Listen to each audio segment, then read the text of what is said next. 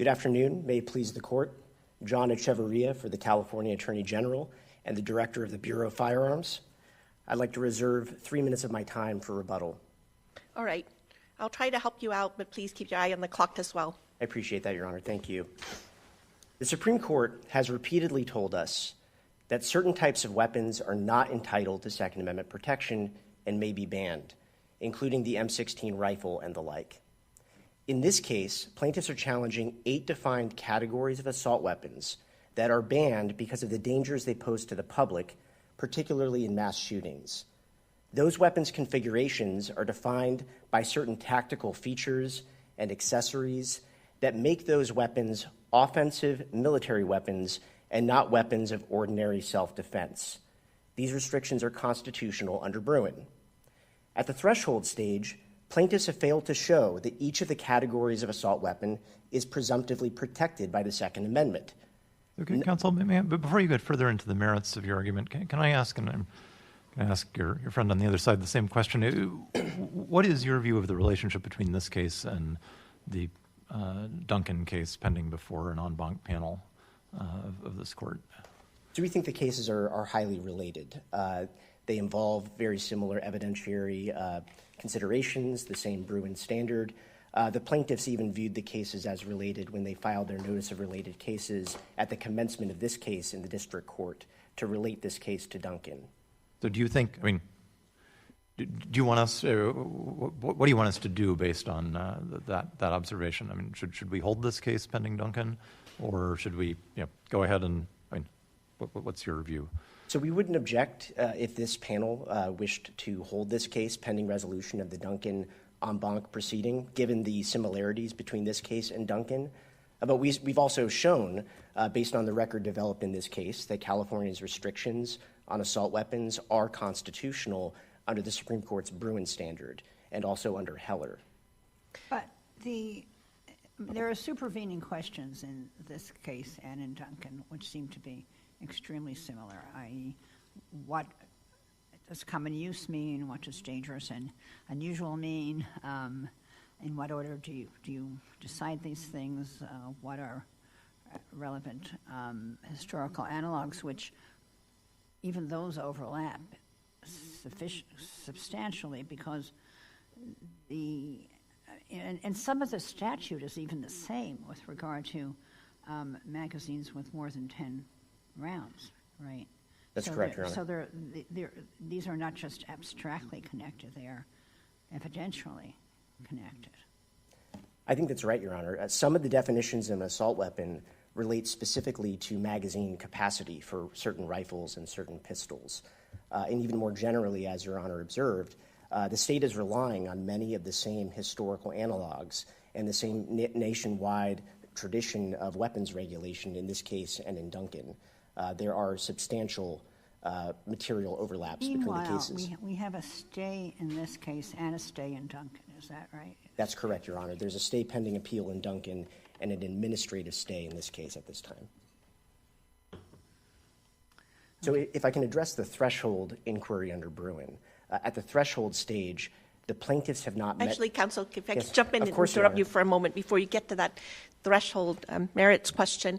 In the state's view, is the record fully developed in this case? I appreciate and recognize the fact that the Seventh Circuit case of Bevis was in a different procedural posture because that was a preliminary injunction stage, but at one point in the opinion, the circuit said that there could be some development of the record that would aid in the court's view as to whether an AR-15 is closer to an M16 or whether it's closer on the other line. You've had multiple opportunities to brief and present evidence. The district court, in the state's view, have you put everything that you've got on the table there? With respect to the threshold inquiry about whether these regulated weapons are self-defense weapons, we do think that we've established a robust evidentiary record showing that these weapons are not weapons of self-defense and that they are like the M16 and similar weapons that the Supreme Court has indicated may be banned because of their offensive nature and characteristics. So while I appreciate that the Bevis decision in the Seventh Circuit was on a preliminary injunction posture, The court was also examining a similar body of evidence as the one that we have developed in this case. Right, and that's why I asked that question, because the Bevis court did say that, for example, better data on firing rates may change the analysis, and the district court should, or the district court doesn't have to, but it's free to kind of look at that again because of the reloading that's necessary in order to really make both of these weapons work. So I wondered if there was, in the state's view, a similar potential gap in the evidence that the state could fill, or whether you've, with the multiple opportunities you've had, have put it all out there, and that we're only going to address the merits question here. So the Bevis court did identify some potential areas for further factual development, but it's notable in this case that the plaintiffs have not developed any facts to fill those holes. The plaintiffs have not shown that the regulated weapons, including pistols and shotguns, for which they offer barely any evidence at all, they have not shown that the assault weapons being regulated are not like the M16 or similar weapons and are not offensive military weapons. So the evidentiary record as it exists, the record developed by the parties jointly in this case, is not materially different from the Bevis record. And we think that the record does show that at the threshold stage and the historical stage of the Bruin Standard, the assault weapon restrictions are constitutional. So the threshold stage in Bruin is, the court said, when the Second Amendment's plain text covers an individual's conduct, excuse me, the Constitution presumptively covers that conduct, right? And you're saying that that you can win at the threshold stage, which I take it means that in your view, the Second Amendment's plain text does not apply to these kinds of weapons. Is that right? So the threshold, that's close, Your Honor. So at the threshold stage, the court does look at the plain text of the Second Amendment, whether the restriction burdens the right of the people to keep and bear bearable arms. But part of that threshold analysis does look at history, namely the original public meaning of the terms in the Second Amendment. So the words in the Second Amendment alone are indeterminate. The court needs to look at the historical context of those words, and common use for self-defense is a limiting principle at that threshold stage. And why is that? Is that because it's part of the definition of what an arm is, or because it's part of? Maybe we're in the. I mean, I take the point that the plain text is not just is plain text informed by historical understanding of the text, but what textual indicia would you point to extract the self-defense component of that? Yeah, so the Supreme Court has not identified exactly which term it relates to. I think it relates, as the Bevis Court indicated, it relates to whether an arm is a bearable arm within the scope of the Second Amendment. And on page 32 of Bruin, the Supreme Court observed that no party disputed that the handgun, the weapon at issue in Bruin, was in common use today for self-defense. So the Supreme Court made clear that the common use for self-defense inquiry belongs at the threshold stage, and it likely does relate to whether a weapon is a bearable arm based on the original public meaning. So your position is that this would be, I mean, these kinds of weapons would be outside the original public meaning of what a bearable arm is? That's correct, Your Honor, because these are military weapons. These are not weapons of ordinary self-defense. But when we look at Heller, right, so it starts with, they've got, Dr. Johnson and some of the other 18th century dictionaries that just define arms as weapons, right, which these clearly are. And in Heller, it was common ground that, everybody agreed that it at least applied to weapons you would use in militia service. And then the question was, does it also apply to other kinds of weapons?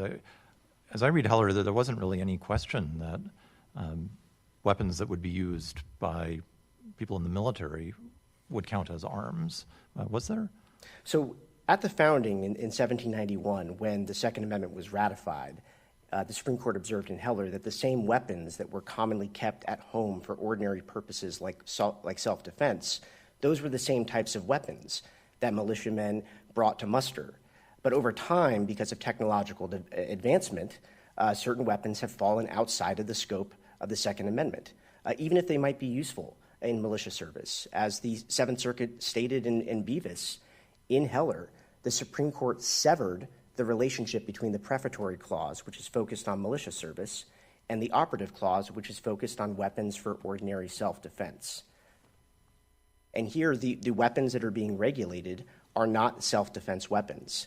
And they are, I think it's important also to observe, Your Honor, that the definitions that are being challenged in this case do target specific accessories. These are combat-oriented accessories that exacerbate the lethality of the underlying weapons, like an AR platform rifle, for example, which enable a shooter to fire sustained, rapid, semi-automatic fire, and other features that enable a shooter to conceal their location.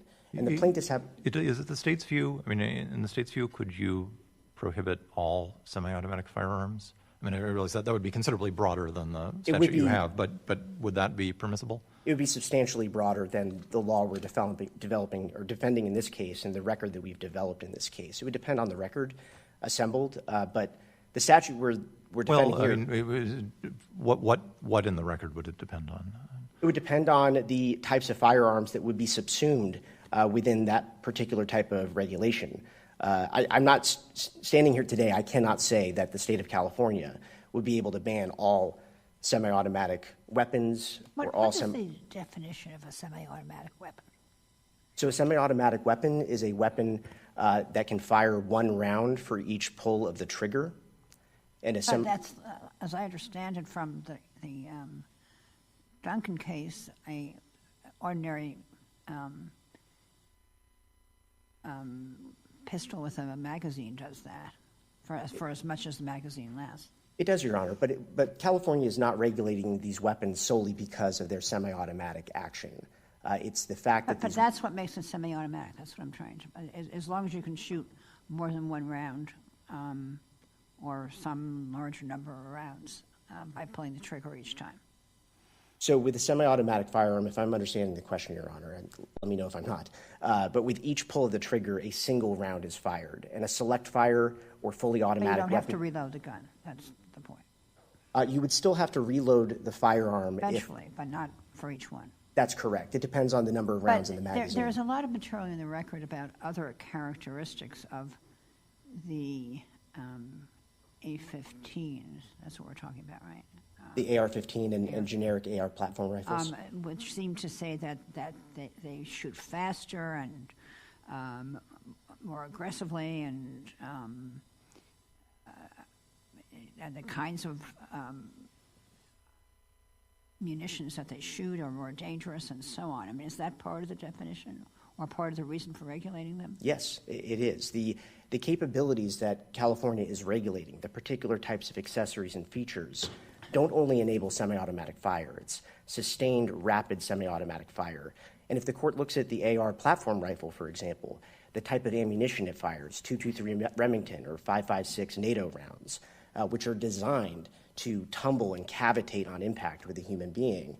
Let me ask you this, counsel. Let's assume that you're right, that in the step one of the Bruin analysis, we do look at the common use for self-defense purposes to inform ourselves of whether this is within the scope of arms that's covered. What in this record do we look at? Surely it can't be just the number of assault weapons owned by Americans at the time, right? Because then that gives rise to that circularity problem. If California hadn't rushed to ban assault weapons, there instead of 24.4 million, there might be 50 million out there. So how do we analyze a record in this case, not just this particular record, but in general, to figure out where within that line drawing problem we put assault weapons? So on page 622 of the Heller opinion, the court focused on the character of the weapon or the type of weapon being regulated. And later in the opinion, the court discussed the characteristics of the handgun that made the handgun the quintessential self-defense weapon. But the court also contrasted that with M16 rifles and the like, which the court found to be, the court determined it would be a startling interpretation of the Second Amendment if the operative clause were extended to protect those types of weapons. So the evidence here shows that AR platform rifles, AK platform rifles, and other regulated assault weapon configurations had the same military pedigree, the same combat functionality to enable people. So does it matter that there's 24 plus million assault weapons out there? Does that factor into the analysis in any It can way? be considered. I think the number of weapons can be considered, but I think it's important to note that the Supreme Court never referenced numbers. In Heller or McDonald, the Supreme Court did not count up the number of handguns, and based on the number of handguns that are manufactured, let alone handguns that are owned by individuals, that did not drive the analysis. It was the character of the weapon. Well, because it was self-evident that there were millions and millions. But in talking about machine guns, and they really didn't analyze anything. They just said, okay, you can ban machine guns. But you then do get into the circularity. I mean, the assault weapons were federally banned for a while. Yes. Were these the same definitions essentially, or? Very similar. The federal definition required 2 qualifying features. And I gather that since that ban was lifted, the number of machine guns has gone up exponentially. Is that right? For semi-automatic weapons, right. The plaintiffs estimate, based on industry estimates, that it's about 24 million or so. No, but I mean since the federal ban was lifted. Yes, more. The numbers, more or many, many, many more? Yes. Yes. Yes, but the numbers are not dispositive here. Otherwise, that does lead to the circularity. I know that, but it's sort of illustrative of this problem that Judge Nguyen alluded to, which is, do you look at your opponents are arguing that the numbers are dispositive, pretty much, as I understand it. We'll see what they say, but that's my understanding. Yes. And they are arguing that the common use rubric under Heller and Brune means in common use, so if now, not previously. And so one looks at the current situation and simply says, well, there are just so many of them that they're in common use, and that's the end of the story. But that has varied actually over time, depending on whether it was regulated or not, illustrating the circularity. So what would you look to? I mean, how do you decide? You're adding a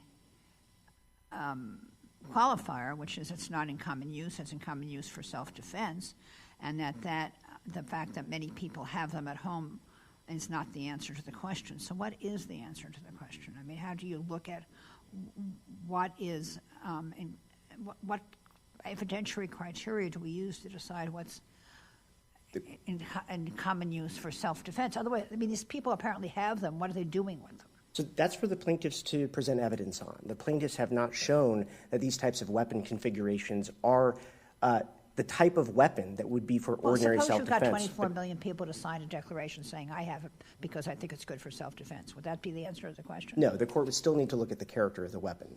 But even assuming that these weapons are presumptively protected, at the historical stage, we have developed a robust record of historical analogs and a tradition of firearm regulation that imposed a comparable burden on the right to armed defense that were comparably justified, especially under a more nuanced approach, which the Supreme Court in Bruin made clear is required when the state is defending a law that addresses a dramatic technological change from the technologies in place in 1791 or 1868. But now you're moving away from the it's not arms theory. I am, yes, I am, Your Honor. This is assuming that each of the categories of assault weapons is presumptively protected. And the restrictions we are defending in this case are relevantly similar to the historical tradition that we've identified. I see that I am running into my rebuttal time, but unless the court has our any... questions did eat up most of your time, but I'll put your 3 minutes, 3.5 minutes, I'll put that back on the clock. I appreciate that, Your Honor. Thank you so much.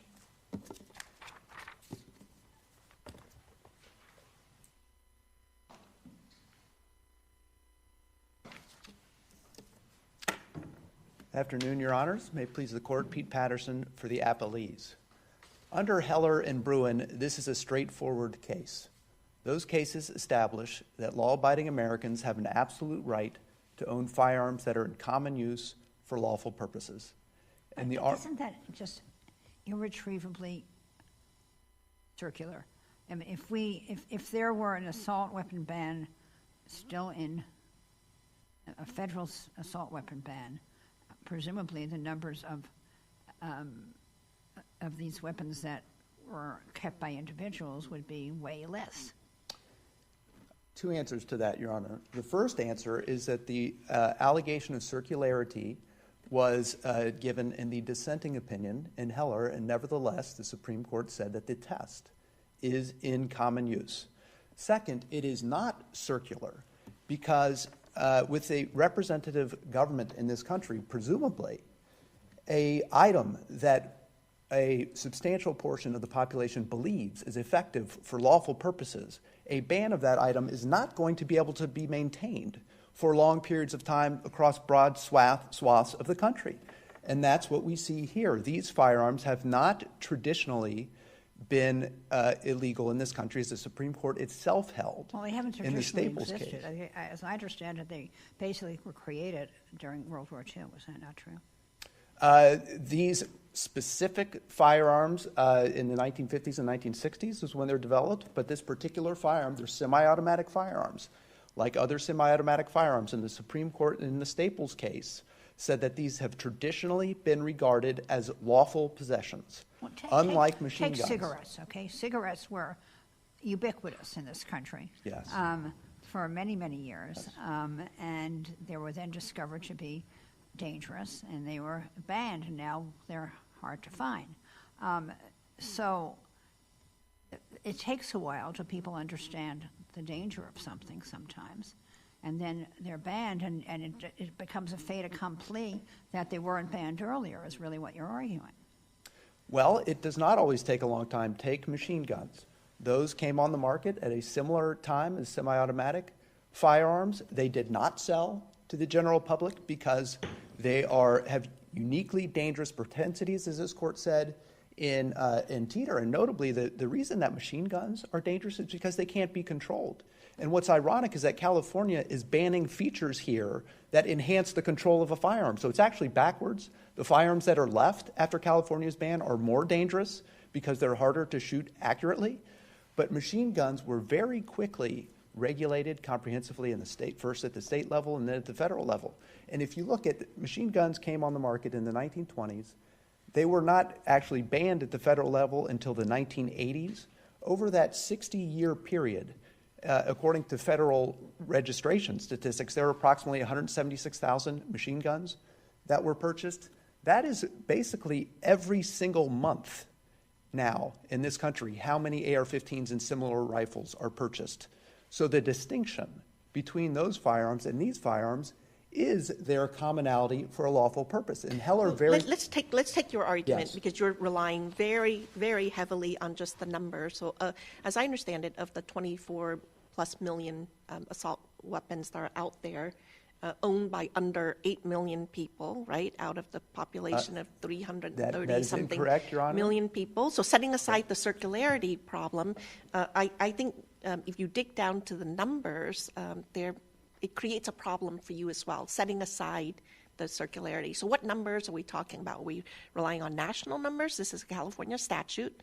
Do we then look at only the number of assault weapons in California and focus more on the local jurisdictions, which is something that the Supreme Court acknowledged? There are a lot of problems that are looked at a local level, right? So if you only identify the numbers of assault weapons in California, that's a substantially smaller number.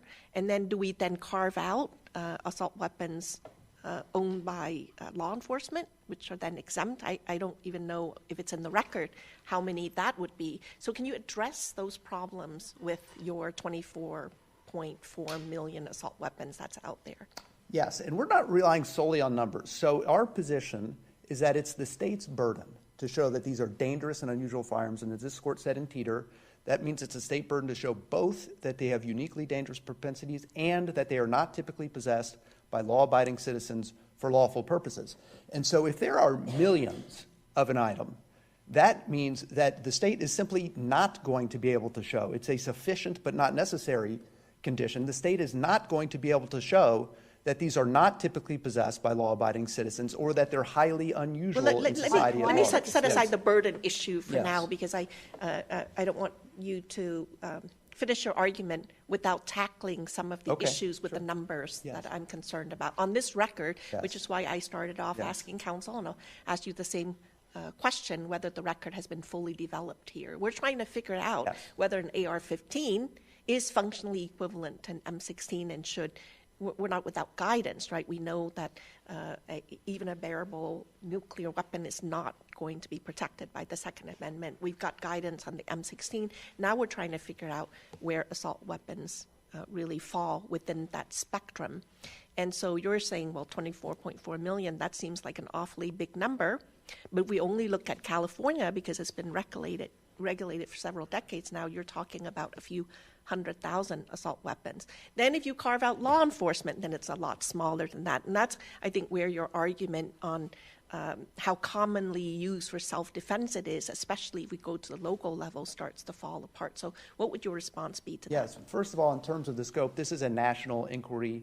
Heller talked about the most commonly used firearms for self-defense nationwide. It didn't look in D.C., where they had been banned since 1972, to see if they were in common use in D.C. So it's a nationwide question. Do the people of this nation commonly possess this firearm for lawful purposes? It's not just self-defense. It's for any lawful purposes. And once you get in what other justices have done, Justice Brett Kavanaugh, when he was on the D.C. Circuit, looked at the record with respect to AR-15s. At that time, there were 1.6 million. And he said that was in common use, as did the majority of the D.C. Circuit at that time. Justice Thomas, in his Friedman dissent from denial of cert, said that 5 million was in common use. So we are well beyond these figures that is anywhere close to the line of not being in common use. And in terms of this record, as to what this record shows, Plaintiff's Exhibit 4-4 is a survey of owners of some of these types of weapons. And what it shows is that 11% of them are law enforcement, and out of those, half of them are retired. It doesn't, so even that 5%, it doesn't show that they use them for law enforcement purposes. It just says that they have law enforcement experience. We have survey data that the district court cited from the Washington Post showing that 16 million Americans own these firearms. The Bill English survey data that is cited by the district court shows that 24 million Americans own these firearms, and both of those surveys asked people why they own these firearms. In the Bill English data, over 60% said they own them for self-defense. In the Washington Post, 65% said they primarily own them for self-defense, and 26% in addition said they secondarily own them for self-defense. So that's over 90% for self-defense. So this record is very strong in showing that these are firearms that people use for lawful purposes broadly across this country, and they are indeed the most popular rifles in the history of this nation. And so the notion that the most popular rifles in the history of this nation could be deemed dangerous and unusual is just implausible. And the arguments that are being made here are basically the reverse of the arguments that were being made in Heller. In fact, at pages 54 to 55 of DC's brief in Heller, they cited an article from guns.com that said some people prefer long guns for self-defense to handguns. And Justice Breyer cited it as part of the brief in his dissent. And if you look at that guns.com article, what it says is that handguns are not good self-defense weapons, but instead rifles are better. And there's a picture of a semi-automatic rifle with a pistol grip. And that the plaintiffs in D.C. were saying this was the alternative that people have to defend them. Not the plaintiffs, the District of Columbia was saying that this is the alternative that people can have to defend themselves. There was evidence there in the Violence Policy Center put before the Supreme Court to say that these are the preferred handguns or the preferred weapons for mass shooters. And they're by far the most preferred firearm for criminals to use in this nation. But the Supreme Court rejected all of that. And this case is essentially taking the very same arguments that were made against handguns in Heller and repackaging them to be made against assault weapons. And those arguments did not prevail there, and they can't prevail here. And what's interesting is the opposing counsel mentions mass shootings, which is, of course, are deplorable, awful events. But their expert, Clarivas, had an increasingly gerrymandered definition to try to get to certain shootings where AR-15s are used in those. And he identified 16 shootings from 2012 to 2022, and he said 75% of those involved an assault weapon. And those are tragic incidents, deplorable incidents, but if you add up the number of deaths in those incidents, it's 300 and something. Every single year in this country, 6,000 to 7,000 people are murdered with handguns. So that's every month. More people are murdered with handguns than were in the entire decade of those shootings cited by the opposing side's experts. That's not to say that this is not a problem, but it's just to say if that did not suffice in Heller, similar type of evidence can't possibly suffice here. I'm sorry, go ahead. I was just going to ask you to address Duncan. Yes. I mean, you told the district court that the cases involved substantially the same facts and questions of law. Why should we resolve any of this when the en banc panel is going to hear Duncan in 2 months? Yeah, we told the district court that at a time when this case only addressed the magazine component. It's now been expanded, so it's less related to Duncan than it was then. But even given and there are distinct questions with respect to magazines and firearms, but we acknowledge they are related cases. But this is a fundamental right, as this court said in Baird v. Bonta. Delay is typically not countenanced in fundamental rights. And in addition, usually percolation is a good thing on an issue. When a court that is a superior court, as the en banc court is to a panel, is considering an issue, it's normally considered a good thing to have other jurists' views on an issue. So we think it would be beneficial to the en banc court to have this panel's views on the issues that are before the court. Well, I mean, I suppose that depends what the views would be. But your first point about the delay, I mean, that sort of goes to whether there should be a stay or whether the stay should be maintained in place. And on that question, we'd have to look at your likelihood of success on the merits. And we have a published order from the Duncan en banc panel saying that the state is likely to prevail on the merits in that case. So if we sort of take that as a given, as we have to, if the state is likely to prevail in Duncan, how can you be likely to prevail here? How can you win here if the state wins Duncan? Well, that's my understanding is that's a preliminary determination of likelihood. As to the stay question. Yes. In other words, I understand Judge Miller is saying, how could you prevail as to the stay, not as to the merits? Well, I believe if we were to prevail, and my point of delay was not with respect to the stay, but just with respect to getting to a determination in the case, which if this case is put on hold for the en banc court to make its decision is going to engender some delay. But even with respect to the stay, if this court determines that not just is there a likelihood that we succeed in this case, but actually that we do succeed in this case and that we prevail, then I believe with that determination of a panel of this court, it would not be inconsistent to dissolve the stay in this case, particularly since it is distinct issues. But how Yes. how distinct are they really? I mean, like, I looked at the briefs in Duncan, and it's many of the same questions about the common use for self-defense. Does that go at prong 1 or at prong 2? Yeah. If it's at prong 2, like how much specificity do we look at in assessing the historical examples? That they offer basically the same historical examples. So I guess let me repeat the question I asked earlier because I'm still not sure I understood the answer, which is if the state does in fact win in Duncan, doesn't that make it overwhelmingly likely that they're going to win here? I think it does make it likely. The one distinct issue is that there could be a distinction between, well, is a magazine an arm, and are these items here, which are firearms, are those arms? So there could be a distinction there. We would submit that they would both be analyzed the same way, but the state has argued otherwise, that the fact that a magazine is not a firearm is a distinction that could have significance. So that's one way that the cases could come out different. But other than that, Your Honor, from yes. the earlier, I was on an Emma, the Duncan panel, Yes. and in the earlier hearing, I don't think that distinction was given any weight at all, as I recall. Well, I personally don't give that argument much weight either, Your Honor, but it is an argument that is being made, and that is one possibility for a distinction. But hopefully, at a minimum, yes. we'd have better guidance on what the analytical framework should look like. Well, our view is that this is laid down very clearly in Heller and in Bruin. First, that at the plain text level, Heller explicitly says that the founding dictionary said all firearms are arms. So these are firearms. The plain text level, that should be... Well, as I understand it, and correct me if I'm wrong, the AR-15 is in every respect the same as an M16, except for the M16's ability to fire in automatic mode, right? So the same operating system, same ammunition, same core design. Am I correct in that understanding? Yeah, I mean, there are different ways these things can be configured, but yes, basically yes. But I'll explain in all why, material ways, they're exactly I'll identical. explain why all material ways except the constitutionally dispositive way. And that's because Heller said that in And that constitutionally dispositive way is the ability to fire in automatic mode? No, that constitutionally dispositive ways that Heller said M16s and the like can be banned because they're highly unusual in society at large.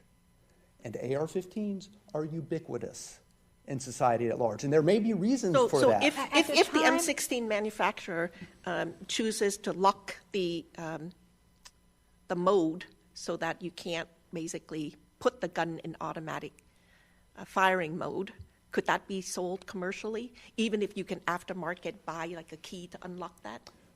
Yes, the aftermarket key could be made illegal to turn it into a machine gun, but if it's a semi-automatic M16, then no, that could not be banned. Staples have said semi-automatics, unlike machine guns, traditionally have been regarded as lawful possessions in this country. And in terms of the Stapleton was not a Second Amendment case. It wasn't a Second Amendment case, but when we look to history and tradition, and the Supreme Court has said that semi-automatic AR-15s, that was the specific firearm at issue in this case, traditionally has been regarded as lawful possession, unlike machine guns. That speaks directly to the question at issue. But in terms of the functionality of these firearms, what the military manuals say in this case that are in this record is that the reason why you should rarely fire in automatic mode is because it's hard to control. And so it's hard to fire accurately. And that is unlike in semi-automatic mode. So that is a key. Why the advice, the military, although the weapon that they use can shoot in automatic mode, they don't use it that way. Yes, except for uniquely military applications when they need suppressive fire, particularly. Well, but exactly, in general, in their military applications, they don't use it that way. And they yes, do use because the military, just as law-abiding citizens, want to fire accurately. And what's interesting, as I said, these features. I'm sorry, I didn't understand that last sentence. Both the military and law-abiding citizens, in defense purposes, want to fire accurately. But as to so that whether is why, this is a military weapon, if you think that matters, and I gather you don't. But if we thought it mattered. Heller said the reason they could be banned is not because they have military application, but despite the fact that they have military application, because there was a dispute going back to the Miller case, interpretation of the Miller case, which said that sawed-off shotguns can be banned because they are not part of ordinary military equipment or usable for common defense. And so that's what the Supreme Court reacted and said, well, that's the startling conclusion. If you read that to say that something has to be in ordinary military use in order to be protected, then M16s would be protected. But the Supreme Court said you have to read further in Miller and say that Miller also said that people at the founding brought their commonly owned firearms with them to militia service, so you have to read those statements together, and the Supreme Court extracted the common use principles, so the competing principles. But it was common use for self-defense. It was common use for lawful purposes. And the competing principles that the Supreme Court was considering were... It doesn't have to be for self-defense. It does not have to be for self-defense. No, it has to be for lawful purposes. Because they like to look at them, they think they're attractive. It could be for hunting, it could be for target shooting. Remember, the reason this is in here... Is that protected by the Second Amendment as such? Absolutely, because the reason the Second Amendment is in there is for militia purposes, and the military wants people training with firearms so that they're expert in firearms. That's likely the reason we won the revolution is because of our marksmanship. The notion that training would not be protected is wholly implausible. But the Supreme Court was choosing between two competing definitions: common use for lawful purposes, commonly possessed, or useful in the military. And under either of those definitions, we win this case because everybody agrees these can be used for common defense purposes and would be good militia firearms, and they're also in common use for lawful purposes. And I see that my time has expired. All right. Thank you very much for your argument, counsel.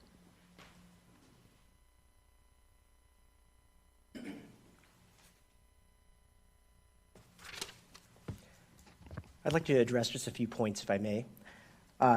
Regarding the dangerous and unusual tradition that the plaintiffs referred to that was discussed in Teeter, notably, Teeter could not overrule this court's previous decision in U.S. versus Alanes that plainly placed the common use for self-defense inquiry at the threshold stage, and we have shown that these weapons do not have the character of self-defense weapons. And the reason this matters is because the burden is different depending which one they're on. I think the burden is important, but we've also presented evidence showing that these are military weapons. But otherwise, it doesn't make any practical difference which prong it's in. I think that's right. The only reason it makes a difference is if it shifts the burden.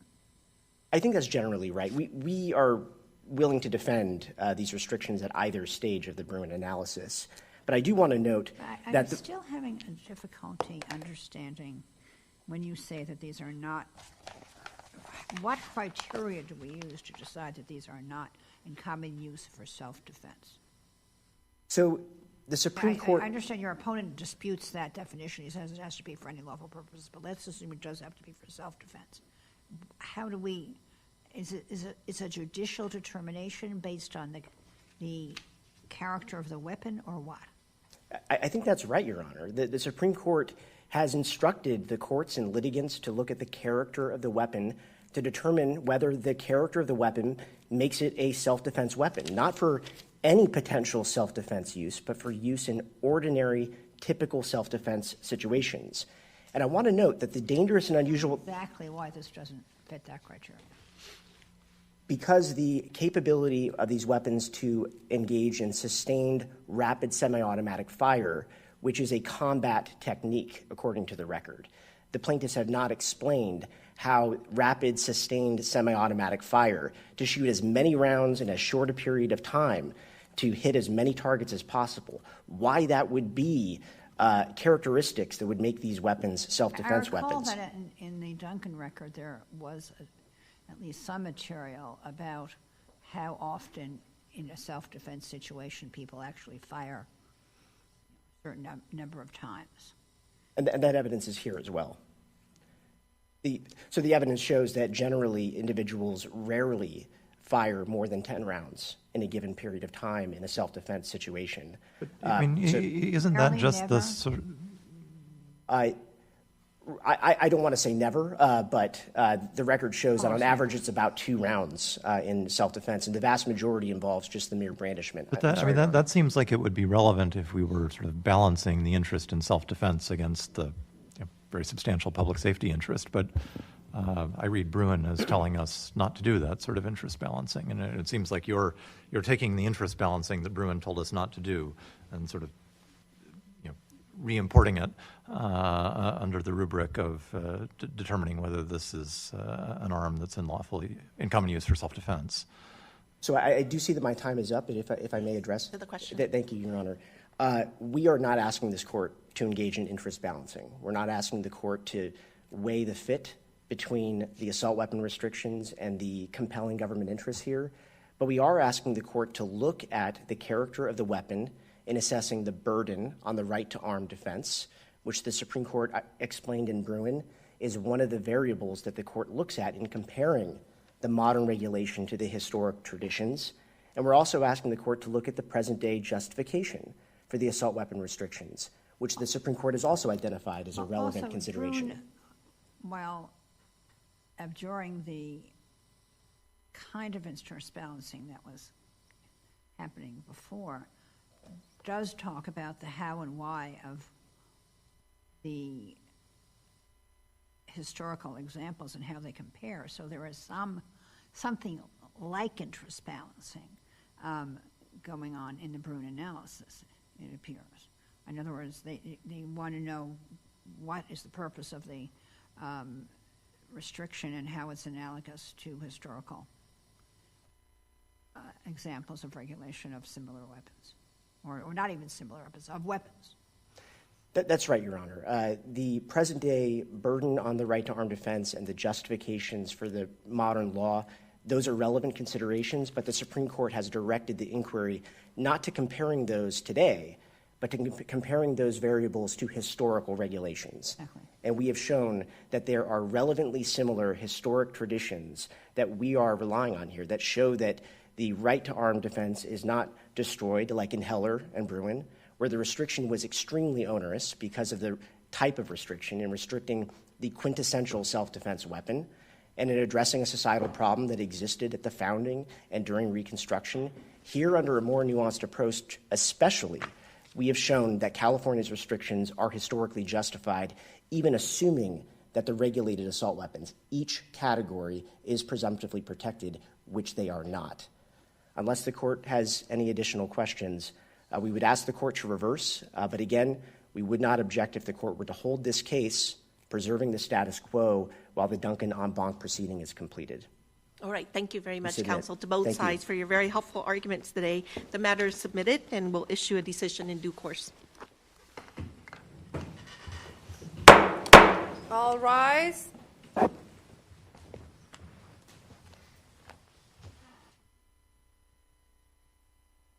This court for this session stands adjourned.